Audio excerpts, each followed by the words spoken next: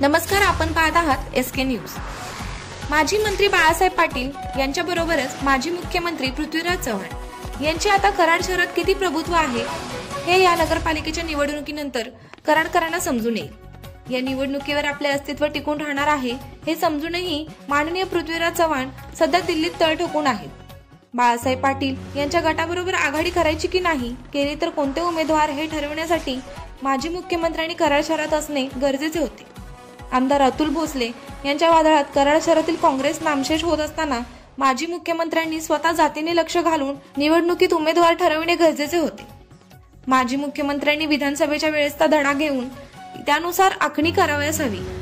राहिलेल्या काँग्रेस कार्यकर्त्यांच्या मनात हवा भरली पाहिजे। ठराविक कार्यकर्त्यांवर अवलंबून न राहता प्रत्येक कार्यकर्त्याचे मन जाणून घेतले पाहिजे। सध्या माजी मुख्यमंत्री बऱ्याच अंशी काँग्रेस प्रदेशाध्यक्ष शिवराज मोरे व त्यांचे बंधू ऋतुराज मोरे यांच्यावर अवलंबून असतात।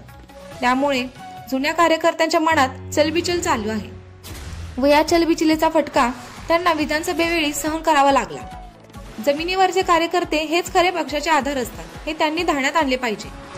काही प्रमाणात काँग्रेसला मानणारा वर्ग अजूनही आहे। या वर्गाचे मतदान काँग्रेस पक्षाला नक्की मिळेल, पण या वर्गापर्यंत पोहोचणे आवश्यक आहे, अन्यथा हा वर्गही काँग्रेसपासून दूर जाऊ शकतो।